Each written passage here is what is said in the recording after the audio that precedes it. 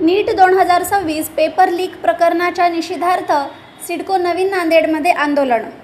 देशभरात गाजत असलेल्या नीट 2026 पेपर लीक प्रकरणाच्या निषेधार्थ आंबेडकरवादी युवक सिडको हडको नवीन नांदेड यांच्या वतीने शनिवार दिनांक 16 मे 2026 रोजी सकाळी 10 वाजता छत्रपती शिवाजी महाराज स्मारक सिडको नवीन नांदेड येथे जाहीर निषेध आंदोलन करण्यात आले।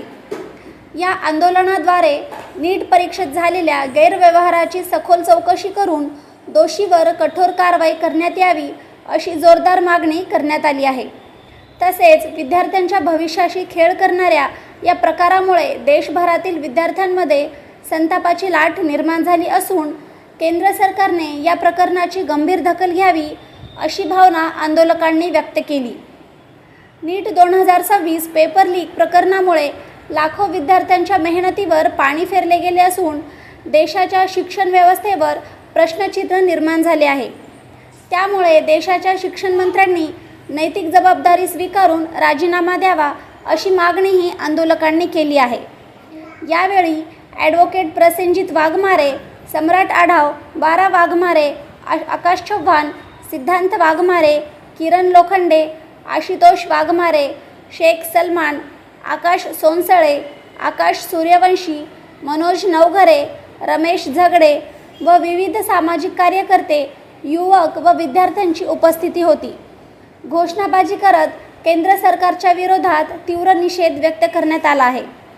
जनतेचा आवाज 24/7 न्यूज नांदेड। नीटचा जो 2026चा पेपर लीक झालाय त्या घटनेच्या निषेधार्थ आम्ही सर्व आंबेडकरवादी युवकांतर्फे आज इथं तीव्र निदर्शने केलेले आहोत। इथून पुढे विद्यार्थ्यांचा लढा अधिक तीव्र करण्यासाठी आम्ही नांदेड जिल्ह्यातील सर्व पक्ष असेल, विविध विद्यार्थ्यांच्या संघटना असतील, त्या सर्वांनी एकत्रित करून या पुढचा लढा लढणार आहोत। युवा शक्ती ही देशाची शक्ती आहे।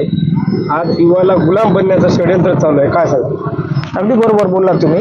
युवक जे आजकालचे जे बहुजनांचे युवक आहेत ते अभ्यास करून पुढे जात असल्यामुळं इथल्या प्रस्थापित लोकांना हे सहन होत नाही। त्यामुळं शॉर्टकट मार्गाने पेपर लीक करून पुढे जाण्याचा हा त्यांचा एक डाव असल्याचं आम्हाला समजतो। प्रशासनातला जो काही माणूस आहे त्याला त्याचा पप्पा सांगेल तेवढंच तो करत असतो। पप्पानं शांत बस म्हणलं की लेकरू शांत बसणार। हे सगळे जे आमदार खासदार आहेत त्याचा पप्पा नरेंद्र मोदी आहे। त्याच्या पप्पानं सांगितलं, बोलल्या की फोडतो तुम्हाला, म्हणलं की सगळेजण शांत बसतात। पण आंबेडकरवादी युवकांमध्ये एवढी ताकद आहे की पंतप्रधान नरेंद्र मोदी असेल किंवा राष्ट्रपती असेल, आम्ही संविधानाच्या विरोधात जाणार प्रत्येक घटनेचा जाहीर निषेध करणार म्हणजे करणार। हे दूध आहे, जो कोणी प्राशन करेल तो गुरगुरल्याशिवाय राहणार नाही। त्यामुळे आम्हाला कोणत्या धर्माची गरज नाही, आम्हाला शिक्षणाची गरज आहे आणि ती आम्ही मिळवणारच। एसटी एनटी ओबीसी सोडलं तर बौद्ध बांधव रस्त्यावर आहे, आंबेडकरवादी युवक रस्त्यावर आहे। शिक्षणाचं महत्व फक्त बौद्धालाच कळलं का, इतर जाती का सोडून दिलं? आपण अगदी बरोबर बोललात की यापूर्वीपासून सुद्धा संविधानाच्या विरोधात, देशाच्या घटनेच्या विरोधात कोणतंही कृत्य जर घडलं तर सर्वप्रथम आंबेडकरवादी समाज उतरतो आणि या घटनेचा ओबीसी असेल, एसटी असेल, मायनॉरिटी असेल, एनटी समाज असेल, यांनी नक्कीच आदर्श आंबेडकरवाद्यांचा घ्यावा आणि आमच्या सोबत येऊन, आमच्या पुढाकारात येऊन लढ्याला बळ द्यावं असं या ठिकाणी मी आवाहन करतो। कारण हा लढा फक्त एका जाती धर्मासाठी नाही तर आपल्या 22 लाख विद्यार्थ्यांसाठी आहे, येणाऱ्या भविष्यातल्या विद्यार्थ्यांसाठी आहे। कारण मी सुद्धा सीईटी नीट देऊन आलेला विद्यार्थी आहे, मला माहित आहे काय कष्ट लागतात, काय मेहनत लागते।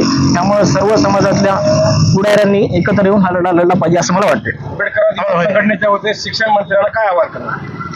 केंद्रीय शिक्षण मंत्र्यांना मी तर आताच आवाहन केले की त्यांनी तोंडाला स्वतःच काळं फासून आपल्या मंत्रिपदाचा राजीनामा दिला पाहिजे। आणि जर तुमच्यानं ते होत नसेल तर तुम्ही नांदेडमध्ये या, तुम्हाला आंबेडकरवादी युवक दाखवून देऊ।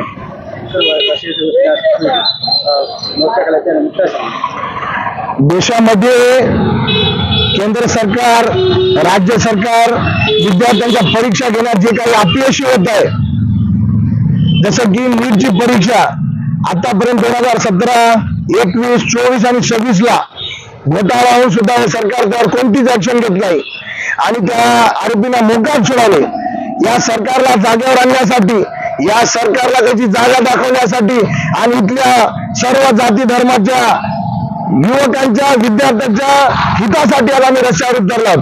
कारण विद्यार्थी हा अभ्यास करत असताना कोणत्या कोणत्या संकटाला पुढवत असतो आम्हाला माहित आहे. कारण विद्यार्थी दशेतून आम्ही गेलेलो आहोत. आमचा बाप का कोणता आमदार खासदार मंत्री नव्हता.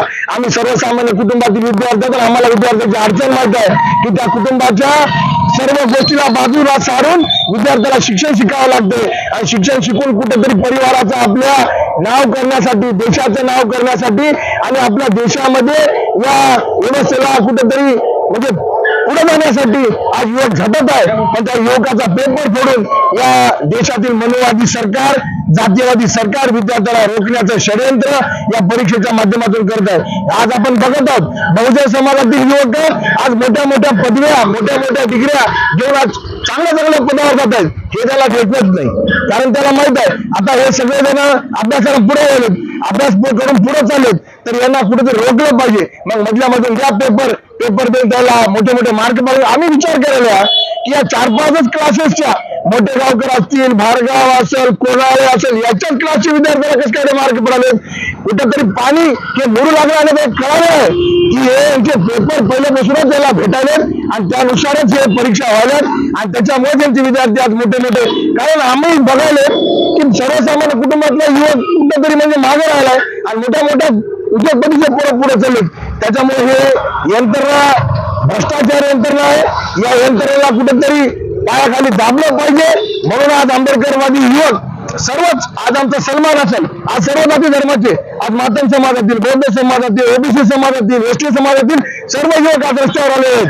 बाबासाहेबांना मानणारा, छत्रपती शिवाजी महाराजांना मानणारा, शाहू महाराजांच्या शिक्षण नीतीला मानणारा प्रत्येक विद्यार्थी आज रस्त्यावर आहे. आणि रस्त्यावर राहून आम्ही आमची लढाई लढून आम्हाला बाबासाहेबांना सांगितलेलं आहे की गुलाम बनून राहण्यापेक्षा तुम्ही तुमची विचारसरणी बाळगा आणि त्या विचारसरणीवर चलून या देशाच्या सत्ताधाऱ्यांना त्यांची जागा दाखवण्याचं काम करा.